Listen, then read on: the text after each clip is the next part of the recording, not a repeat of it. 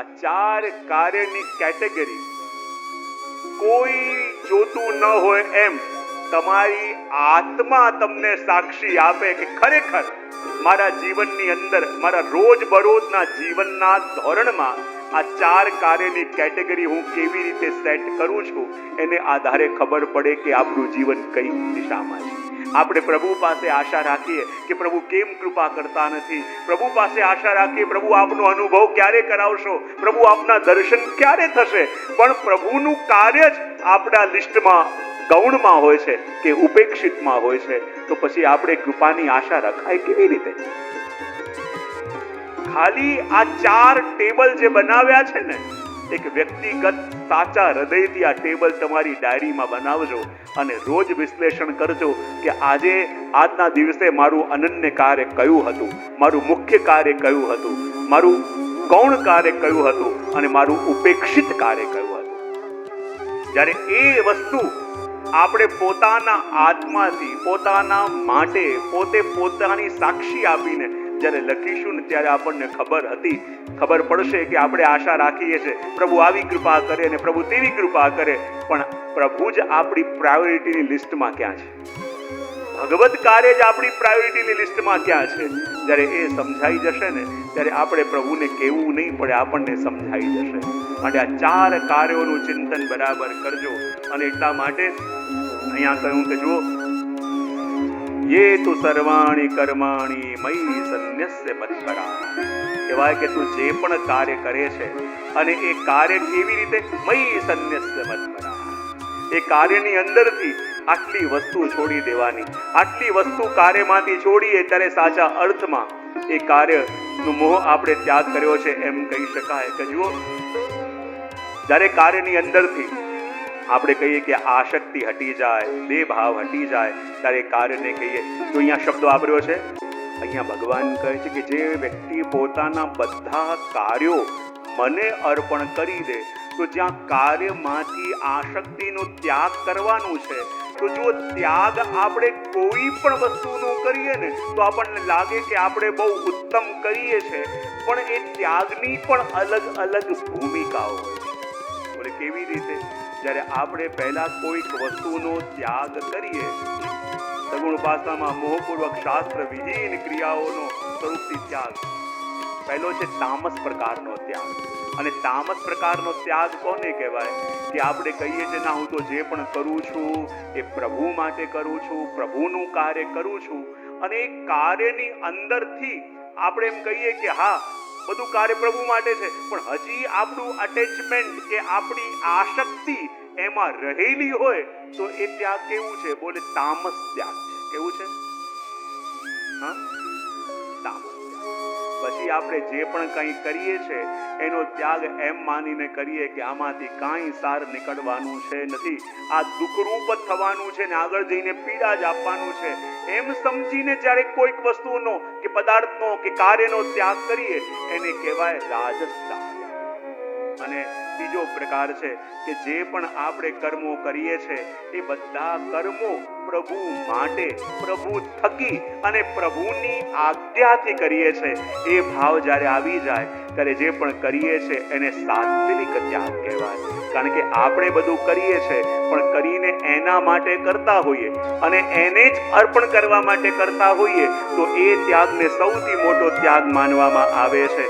અને એટલે તો કયું પહેલો અર્થ છે મદર્પણ કર્મ. કયો કર્મ? બોલો તો ખરા. એ મદર્પણ કર્મ કયો કહેવાય?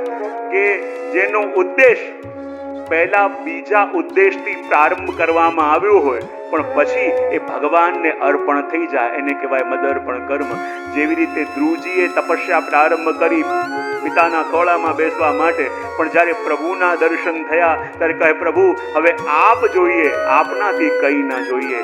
જ્યારે આરંભ કર્યું ત્યારે ઉદ્દેશ કંઈક હતો, પણ આરંભ કરતા કરતા એ ભગવાનની પ્રાપ્તિ માટે વળ્યું, ત્યારે એને કહેવાય મદર્પણ કર્મ. બીજી અવસ્થા બતાવી મદર્થ કર્મ. બીજું કયું અવસ્થા?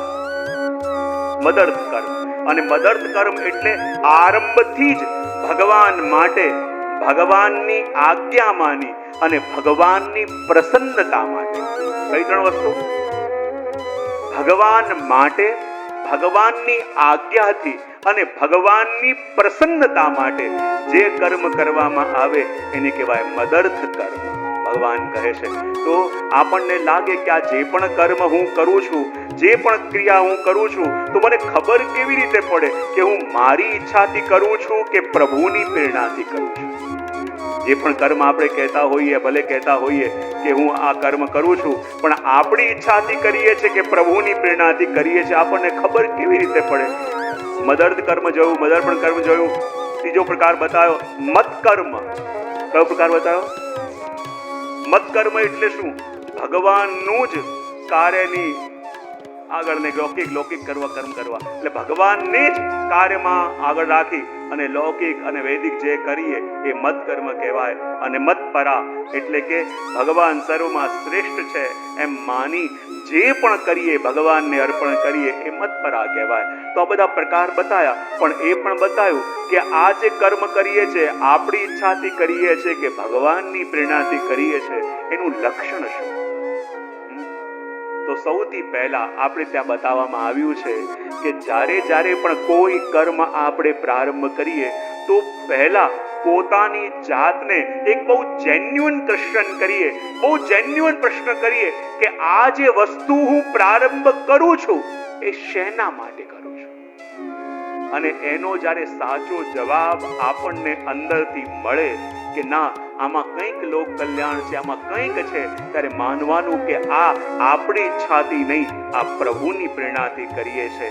અને જો જીવનમાં કોઈ પણ કાર્ય કરીએ અને પ્રભુ કહે છે કે એમાં વિઘ્નો પણ આવે, વિપત્તિ પણ આવે, ત્યારે સામે ગમે તેવી મુશ્કેલ કેમ ના આવે, ત્યારે પોતાને બીજો પ્રશ્ન પૂછવાનો કે આ જે કાર્ય કર્યું અને એના માટે મેં જે ભોગ આપ્યો, તો હું મારી દ્રષ્ટિએ યદિ સાચો છું તો પછી દુનિયા શું કહે છે એની પરવા કરવાની નહીં. જો આપણી દ્રષ્ટિએ આપણે સાચા હોઈએ તો, આપણી દ્રષ્ટિ આપણે સાચા હોઈએ ને તો આપણે સાચા છીએ એ સાબિત કરવા માટે ખોટા કાર્ય ક્યારે કરવા નહીં. સાચા બનીને સાચા રહેવું તો પછી સમય પોતે આવીને સાબિતી આપશે.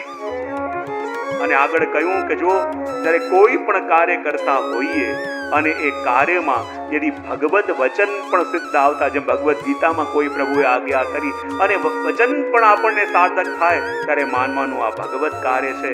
અને કહે પ્રભુ કે જ્યારે પણ કાર્ય કરે તો તારાથી બનતું કાર્ય કર, અને બનતું કાર્ય કર્યા પછી થોડી રાહ જોવાની પેશન્સ પણ રાખ. શું કહ્યું ભગવાન? શું કહે છે? જરા આ વાક્ય ભાવથી બોલજો કે તારાથી બનતું કર્મ કર, તારાથી બનતો પ્રયત્ન કર, અને પછી પરિણામની રાહ જોવાની પેશન્સ પણ એ જ રહેતી. આવા શબ્દોમાં કેવા સરસ જવાબ આપો છો. બોલે કેમ? કારણ કે આપણે તો બીજ વાવવું છે અને બીજ વાવીને તરત ફળ પણ, એટલે તકલીફ બહુ. અને એટલા માટે કહ્યું કે પ્રયત્ન બનતા કર અને પછી પરિણામની રાહ પણ જો.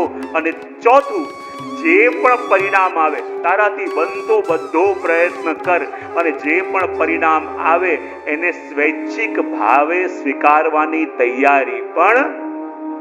કારણ કે પેપર લખવાનું કામ આપણું અને માર્ક્સ આપવાના કામ પણ ઘણીવાર એ કાર્ય આપણે આપણા હાથમાં લઈ લેતા હોઈએ છીએ.